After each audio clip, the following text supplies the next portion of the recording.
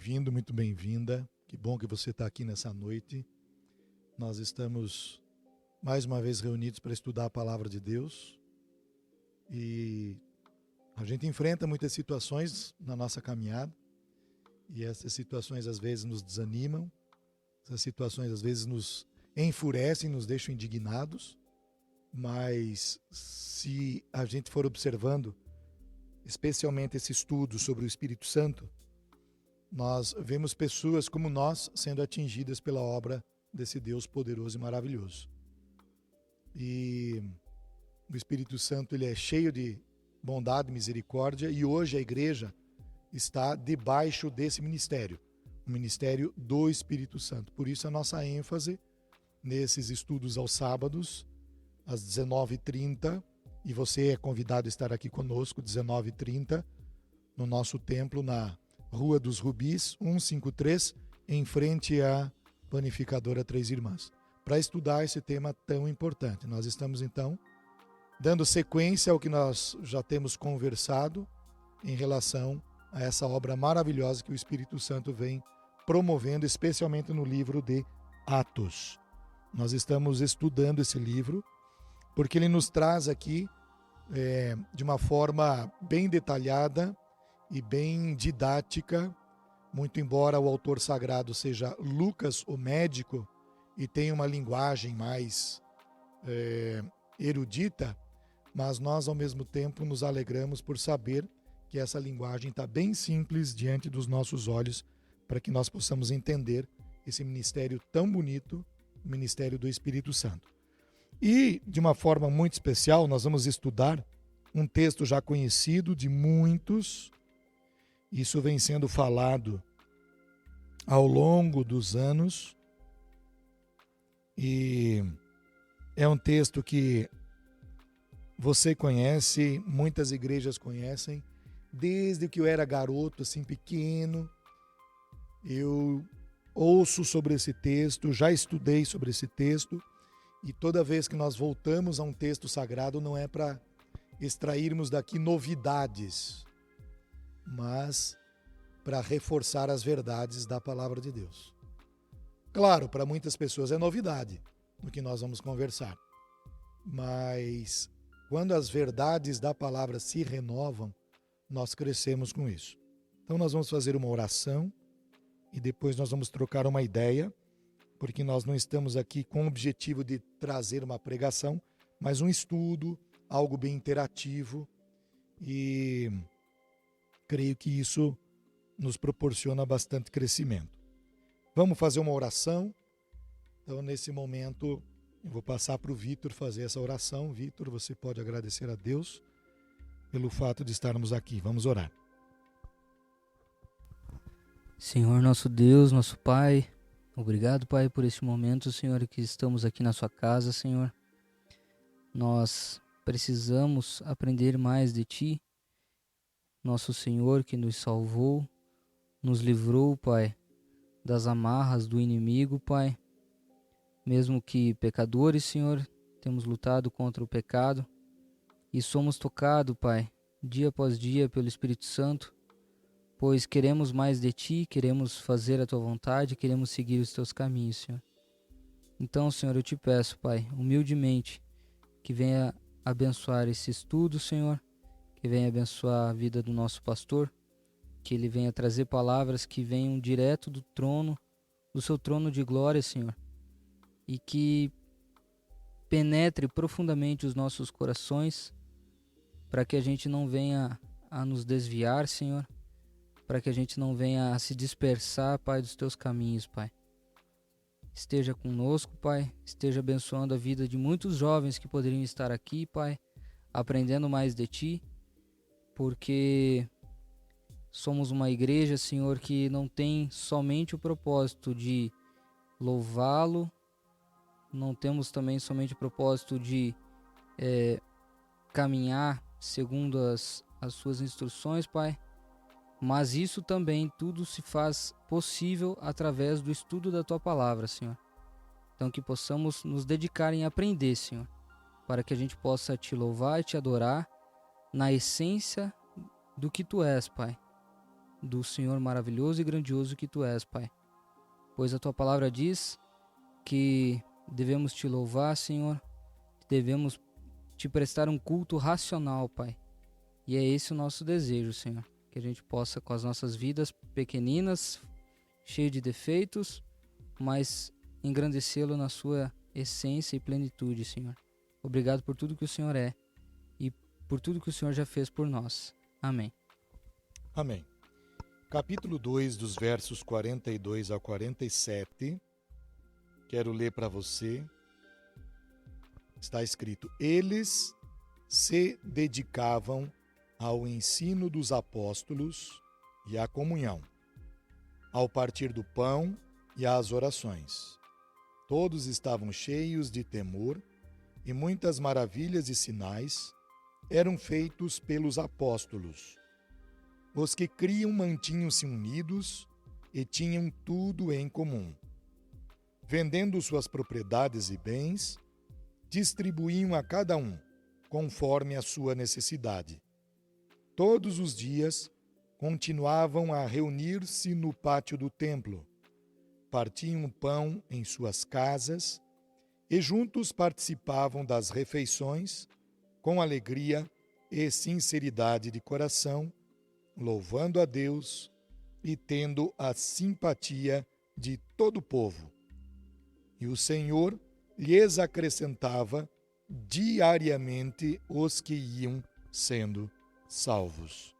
Então temos aqui esse texto que muito nos edifica e que traz também uma alegria para o nosso coração, ao mesmo tempo que nos desafia.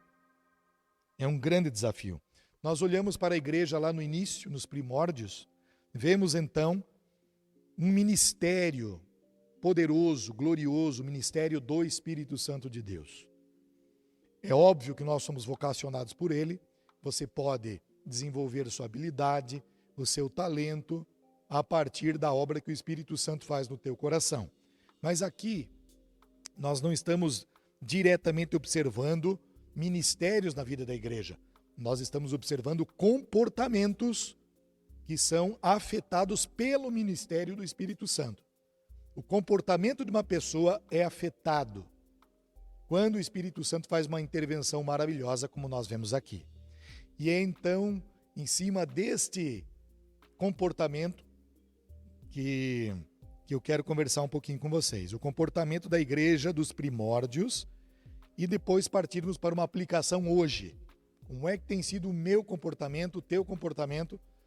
E tomando ciência sempre de que o ministério do Espírito Santo está sobre nós, está sobre este mundo hoje. E assim vai perdurar até a volta de Cristo Jesus. Mas como nós temos sido afetados por esta maravilhosa intervenção do Espírito Santo? Então vamos ver. Em primeiro lugar, eles se dedicavam ao ensino dos apóstolos. Quando o Espírito Santo é derramado sobre a vida da igreja, a igreja começa a frutificar a partir deste ministério. A igreja pode ter estudo teológico, pode ter escola dominical, pode ter pregação todos os domingos, mas se tudo isso não estiver subordinado ao ministério do Espírito Santo, não vai ter o menor sentido. Vocês concordam com isso? Por isso que a igreja, ela não está reunida para receber do Espírito Santo, mas porque recebeu deste poder, desta graça, desta dádiva maravilhosa, eles só poderiam responder desta maneira: se dedicando ao ensino dos apóstolos. Há uma versão, a versão de Almeida Revista Atualizada, que nos diz assim, que eles perseveravam, unânimes. Hoje, nas nossas igrejas, em muitas comunidades que se dizem comunidades cristãs, parece que este legado da perseverança tem sido deixado de lado. Muitos não estão mais assim dispostos a perseverar. Há muitas pessoas que começam algo na obra, estão entusiasmados, estão ali cheios de alegria, com o coração transbordante, mas na primeira dificuldade que eles encontram, eles desanimam, não conseguem perseverar, não consegue insistir, não consegue levar adiante. Vamos começar a fazer uma obra na igreja, vamos fazer um louvor, vamos fazer uma adoração. Mas levantam-se as dificuldades, Satanás, que está aí sempre atento para nos desanimar, quando ele se levanta, essas pessoas desanimam. Por quê? Porque precisa haver sim um questionamento. Essa dedicação, essa perseverança é proveniente desta alegria do Espírito? Esta alegria do Espírito Santo nos leva a nos dedicar. Esses cristãos, muito embora estavam aqui já com os primeiros convertidos, 3.000 pessoas acabaram de ser agregadas aqui, eles estavam sendo ameaçados por causa da pregação do amor de Deus em Cristo Jesus. Muitos estão aqui prestes a se levantar. Vamos ver no capítulo 4, o final do capítulo 3, isso já acontece. Nós vamos estudar no próximo encontro. Vemos aqui a cura de uma pessoa. Essa pessoa, além de ter uma limitação física, era um aleijado, era também pobre, miserável. Mas estes aqui recebem, esta pessoa recebe desta maravilhosa intervenção do Espírito Santo pelas mãos dos apóstolos, e então se levantam os inimigos, os legalistas, os que se acham os tais. Como que isso pode acontecer? Então, cabe aqui um ensino muito importante. Essa dedicação ao ensino, ao estudo da palavra, à leitura sistemática das Sagradas Escrituras, ela não é apenas para tempos de alegria, de contentamento, de satisfação. É também para os piores momentos da nossa vida. É para as grandes crises do nosso eu. É para as grandes dificuldades que nós enfrentamos. Não podemos desanimar diante deste quesito, porque o Espírito Santo de Deus está sobre nós, está sobre as nossas vidas, e Ele nos protege, nos encoraja, nos desafia a prosseguir, mesmo e apesar das circunstâncias opostas. Sim ou não? O que vocês acham sobre isso? Vamos lá, participação. Vamos aqui, Augusto. Vamos lá, participa, Augusto. Você concorda com isso, meu querido? Bom, eu concordo, porque você tem que rever o que está certo em ti, por exemplo. Você tem que procurar saber se o Espírito Santo está te mandando fazer a coisa certa, se você está recebendo os sinais certos para buscar fazer o que Deus planeja para você, né? Então, eu concordo plenamente com o que foi dito nos versículos. Muito bom, Augusto. Você tocou num ponto muito fundamental aqui. Mas vou esperar você concluir. Mais alguma coisa aí? Não, tranquilo? Desculpe, acabei cortando você. Né? Mas assim, você tocou numa situação muito legal, o sinal do Espírito Santo. O que será que ele quer para nós, para a nossa vida? E nós observamos o que ele quer para nós a partir do estudo sistemático da palavra de Deus. Por isso, jovens, nós fazemos este apelo para vocês. E isso é para qualquer pessoa. À medida em que você estuda a palavra de Deus, quanto mais você cresce no conhecimento das Sagradas Escrituras, mais estes sinais vão ficando claros. Porque essa palavra que nós temos em mãos, ela nos foi dada pelo próprio Espírito Santo, pelo mover do Espírito Santo, pelo poder do Espírito Santo, por essa pessoa maravilhosa. Então isso é muito importante.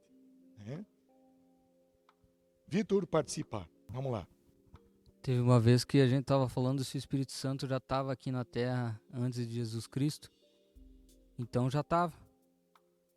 Porque se foi com o Espírito Santo que a Bíblia foi, através do poder do Espírito Santo que a Bíblia foi escrita, né?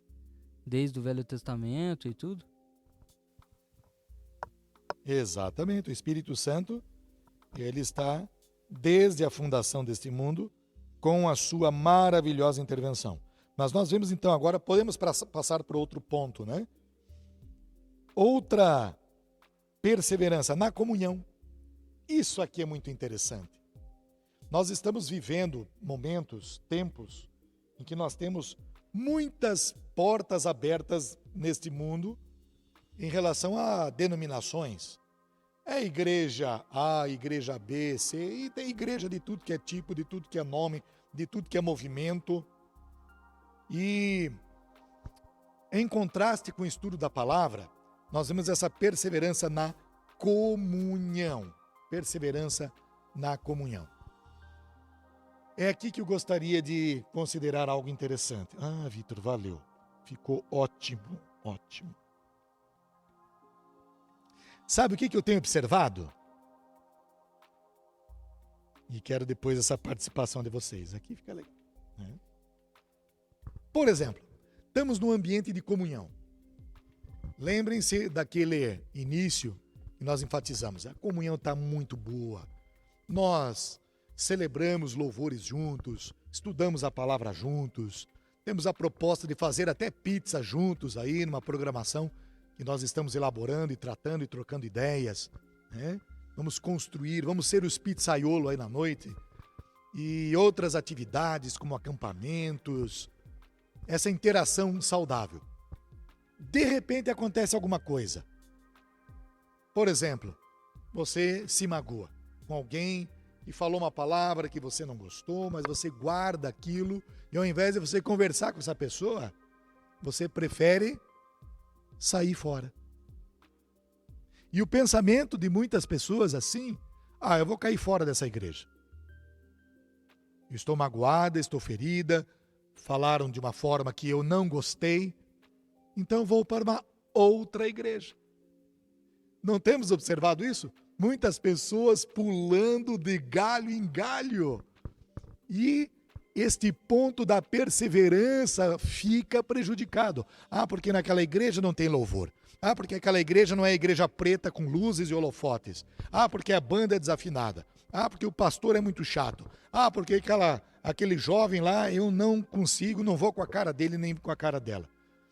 Será que, diante desses questionamentos, nós não estamos ofuscando a beleza do derramar do Espírito Santo de Deus, rejeitando algo que é tão maravilhoso? É complicado isso, né? Então nós vemos o perigo nessa situação toda. Basta que aconteça alguma coisa nesta comunhão, se tudo está bem, se esta comunhão está me trazendo satisfação, se isso está me fazendo bem, se isso me traz, né, um sentimento de contentamento, então eu vou nessa igreja. Mas se alguém falar alguma coisa, se me magoar, se olhar meio que estranho para mim, eu caio fora. O que você acha disso, hein, Nathalie? É uma realidade, sim ou não? Eu acho que é muito uma realidade, na verdade, e que, como o senhor falou, fica pulando muito de um lugar para o outro, porque sempre tem algum problema.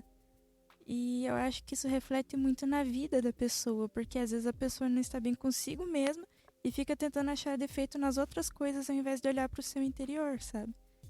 Então é algo que eu acho que é muito verdade, principalmente hoje em dia, que as pessoas se magoam muito facilmente e é muito fácil, tipo, ainda mais com a internet, rede social. Você não gosta de alguém, vou bloquear. Simples, sabe? Não tenta ter aquela conversa, tentar se entender. Hoje em dia as amizades não duram tanto como antigamente, também é um exemplo. Porque ou é do meu jeito ou não é de jeito nenhum. Muito bom, Nathalie, quando você colocou assim, que muitos pensam, tem que ser do meu jeito, tem que trazer satisfação para mim, estão negligenciando o derramar, o poder, a obra, o ministério deste Espírito Santo maravilhoso. O Espírito Santo nos encoraja a batalhar pela comunhão, a deixar esse mimimi de lado e a lutarmos e perseverarmos para que nós possamos criar este corpo maravilhoso chamado igreja. Veja bem, eu não estou aqui, não confundam com aqueles movimentos que atingem os mais diversos e variados grupos. Isso é importante, mas é tão importante que eles estejam conosco também. Poder, através das diferenças, todos exaltar, glorificar o ministério do Espírito Santo e amar essa pessoa. É cheia de bondade, rica em misericórdia e fidelidade. Então, esse ponto da comunhão é muito importante a gente discutir. Porque era outra reação ao ministério do Espírito Santo. Eles não estavam em comunhão para receber do Espírito Santo, mas porque foram afetados, estavam cheios, plenos do Espírito Santo, eles batalhavam pela comunhão. E eram ousados em se manter fiéis nisso. Outra questão, que é uma reação a esta intervenção maravilhosa do Espírito Santo, é o partir do pão. Este partir do pão hoje, será que está sendo bem recebido no nosso meio? Claro, nós passamos por uma pandemia, aquela história de ficar em casa, mas, meus queridos, vamos voltar a partir o pão. E partir o pão aqui é um sinal de entrega, é um sinal de submissão a Deus e é um sinal de manifestar apoio uns para com os outros. É partir o pão, é compartilhar este pão também no momento de dificuldade. É termos isso em comum. Pense o seguinte, nós vamos na casa de alguém visitar um jovem, mas esse jovem não tem recursos para servir um cafezinho para nós, um pãozinho com manteiga, ele não tem recursos. Então, qual deve ser a postura da igreja? Sabendo que este jovem tem uma certa dificuldade, cada um fazendo a sua parte, vai se multiplicar o alimento na casa deste jovem ou desta jovem. Isso é comunhão, isso é partir do pão, é não ser insensível a ponto de explorar o outro. É partir o pão, não ficar com esse pão para você. Tá claro esse ponto? Essa é uma reação do Espírito Santo de Deus. Ele nos leva a repartir o pão, a partir o que de graça nós recebemos. E este pão, ele é símbolo da entrega do pão que desceu dos céus, Jesus Cristo. Ele é o nosso pão vivo, que desceu do céu. Então, nós temos que resgatar o partir do pão. Resgatar. Tem acontecido isso? Nós gostamos de entretenimento, não é mesmo? Gostamos de um cinema, gostamos de um boliche. Claro que isso é bom. Isso é muito bom. E é uma das expressões que simboliza o partir do pão, né? Se nós estamos desfrutando de um momento de alegria, vamos juntos para um boliche. Vamos juntos aqui, né, para tomar um lanche. Vamos juntos simplesmente tomar um chá na casa de alguém, né? Não estamos aqui simplesmente para encher a barriga. Nós estamos aqui para repartir o que de graça recebemos. Este partir do pão é, vamos dizer assim, puxa, me fugiu a palavra, é apenas um pretexto para estarem juntos, para viverem juntos. É um pretexto para que possam sempre estar unidos. E é uma consequência, é uma reação ao ministério do Espírito Santo. E outra situação aqui, eu quero fechar esse ponto no 42, senão nós vamos alongando demais. Oração. Oração. Milênio, o que é oração para você? O que é oração para você? Fale um pouco sobre oração. Eu acho que a oração é a gente conversar com Deus. Expor para Ele tudo que a gente necessita, o que a gente quer, e se for da vontade dEle, que assim seja, se não for, né, paciência. E pedir para que Ele esteja sempre nos abençoando e fazendo com que o Espírito Santo haja nas nossas vidas. É uma conversa com Deus. Muito bem.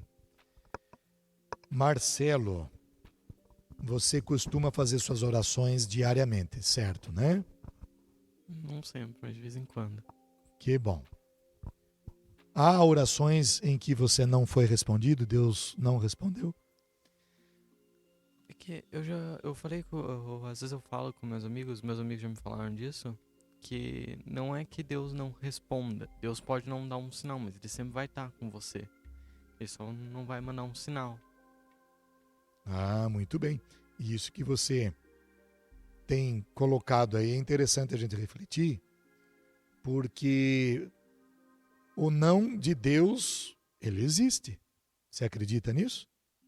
Você faz uma oração e Deus diz não.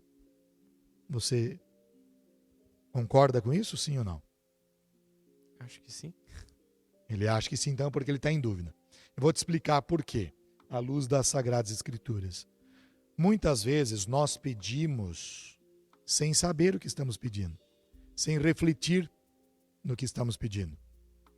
Muitas vezes nós pedimos as coisas para esbanjar em nosso próprio uso.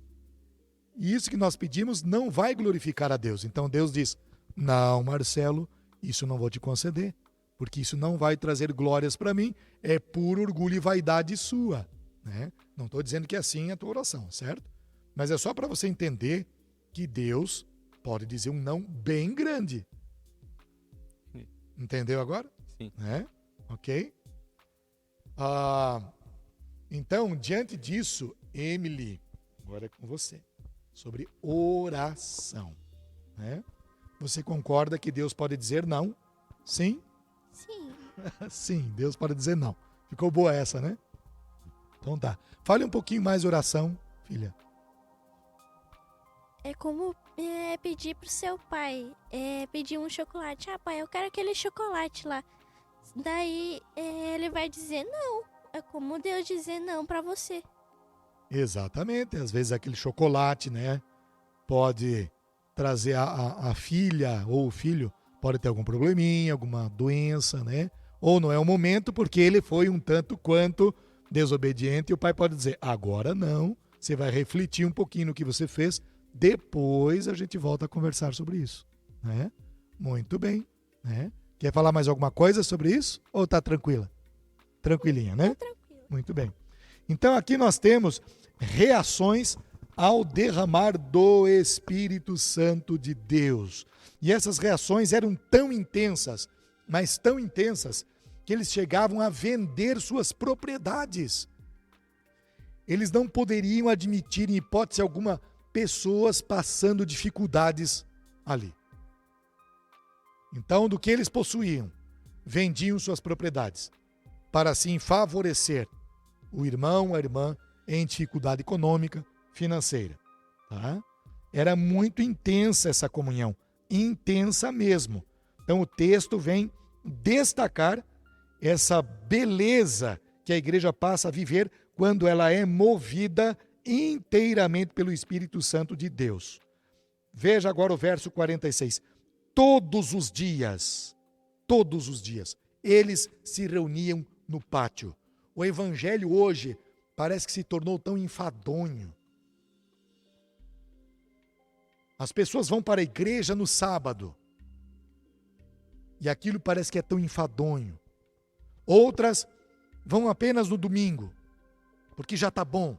Se passar de 1 hora de culto, isso se torna um enfado, um cargo sobre os ombros dessas pessoas. Mensagem, se passar de meia hora, então, é um absurdo. Isso eu tenho que fazer um exercício tremendo para que isso não se torne enfadonho na minha vida. Passa de meia hora, já começam a olhar para o relógio. Já ficam preocupados. Está indo longe demais a mensagem. Isso tem sido enfadonho. A comunhão tem se tornado enfadonha. Ir para a igreja de novo. Né? Então, nós estamos muito aquém do que o Espírito Santo preparou para nós. Quando eu digo nós, é o que eu tenho observado aí. Eu não digo nós, efetivamente nós. Mas é tão bom estarmos aqui no sábado. Tão bom nos reunirmos para o estudo da palavra. Tão bom refletirmos sobre isso. E tão bom nós imaginarmos e pensarmos, Espírito Santo de Deus, nos perdoe. Porque nós estamos muito aquém do que o teu ministério tem verdadeiramente preparado para nós. O Espírito Santo de Deus tem preparado uma vida de plenitude que muitas vezes nós desconhecemos, que nós sequer imaginamos. Os nossos olhos estão muitas vezes cegados pelos compromissos desta vida, pelas lidas que nós temos dia a dia, que nós mal enxergamos o que o Espírito Santo já nos derramou e quer derramar sobre nós. O Espírito Santo tem muito mais para o que nós estamos vivendo hoje. Não sou eu que estou dizendo, é a palavra do Senhor que nos mostra. Vejam, meus queridos, lá no início, nos primórdios, o que o Espírito Santo preparou. Aquele povo se abriu, rasgou o coração, confessou suas culpas, seus pecados, porque esta vivência aqui é resposta, sim, é resposta da pergunta, da pergunta que eles fizeram para o sermão de Pedro. E agora, o que nós vamos fazer? Nós ofendemos a Cristo, crucificamos o Senhor da glória, Ele derramou o sangue e nós fomos responsáveis por isso. O que nós vamos fazer? Nós matamos o Rei da glória. Eles estavam então compungidos, com os corações contritos. E Pedro, então, cheio do Espírito Santo, diz: arrependam-se. Arrependam-se. Então, quando há arrependimento, quando o nosso coração se abre, o Espírito Santo se derrama de uma forma extraordinária e chega a nos mostrar além do que nós possamos ver, compreender, pedir, pensar e imaginar. Então é a partir desta entrega. Salvem-se desta geração corrompida. Volto lá no 40. Com muitas outras palavras os advertia. Eles eram advertidos. Nós temos medo de advertir essa geração perversa, incrédula, pecaminosa. Temos medo de advertir a igreja. Se eu falar duro com a pessoa, com a igreja, irmãozinhos vão sair fora. E nós estamos adotando a postura ou o discurso do politicamente correto. Isso tem matado a igreja. Isso tem acabado com a comunhão, tem acabado com o partir do pão, tem deixado a palavra de Deus de lado, tem deixado esse estudo maravilhoso de lado. Nós temos com este ensino do politicamente correto desestruturado, desestabilizado a comunhão na igreja. Nós temos que ser ousados. E o primeiro passo na ousadia é reconhecer que somos pecadores. E não supercrentes. Somos pecadores. Pai, nos perdoe. Pai, promova em nós este arrependimento genuíno. Leva-nos a fazer uma avaliação de nós mesmos pelo poder da Tua palavra, porque é a palavra de Deus que confronta. É a palavra de Deus que faz um raio-x de quem nós somos. Mas a palavra de Deus também nos mostra que uma vez libertos, perdoados, santificados, o Espírito Santo tem uma obra gloriosa, poderosa para a vida da igreja. Para que a igreja seja luz, para que a igreja seja bênção, para que famílias sejam restauradas, para que corações sejam libertos das amarras do diabo, para que muitos se entreguem a Cristo e não fiquem agarrados no seu próprio eu, na sua própria carnalidade, ou seja, nas suas paixões, achando que as suas decisões são decisões pertinentes e não são. Não são. Temos que decidir com base no que o texto nos ensina. Então a palavra é essa, mas sem o poder do Espírito Santo não há compreensão. Então todos os dias estavam reunidos, todos os dias partiam um pão, todos os dias participavam das refeições, todos os dias havia alegria neste povo, todos os dias havia sinceridade no coração, todos os dias eles louvavam a Deus, todos os dias mais e mais pessoas ficavam impressionados com aquele povo, impressionados. E eu fecho com o seguinte ponto: e o Senhor lhes acrescentava diariamente os que iam sendo salvos. Como Deus é bom. Você parou para pensar nessa frase? E o Senhor lhes acrescentava. Lhes acrescentava. Lhes presenteava. Qual é a coroa que sinaliza uma igreja frutífera? Vidas redimidas pelo sangue de Jesus.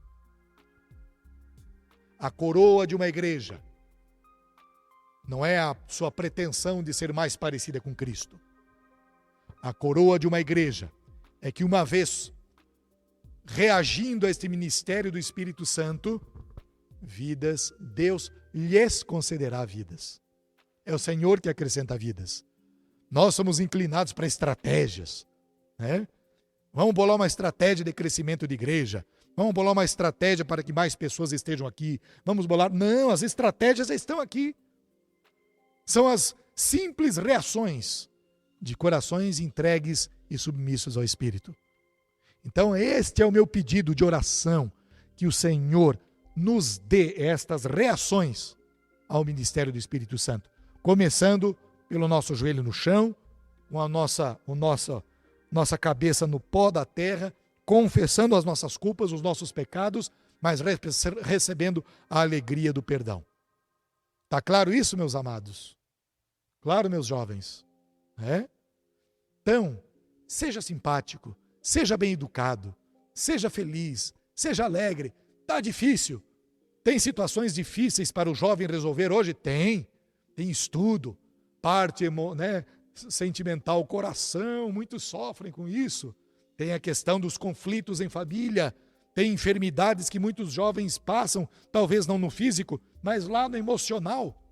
Mas quando um jovem se entrega ao Espírito Santo de Deus, vidas são acrescentadas pelo próprio Deus. Então, que nós possamos gerar frutos para a glória do Senhor. Isso não vem de forma forçada. Isso vem de algo natural na minha vida, na tua vida, a partir da instrumentalidade do Espírito Santo.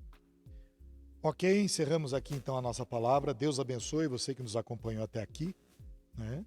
E estamos aqui com essa galerinha abençoada. Venha, faça parte da nossa equipe de trabalho e que assim possamos crescer no estudo deste maravilhoso ensino bíblico que nos mostra a pessoa do Espírito Santo e a sua intervenção na vida da igreja. Amém.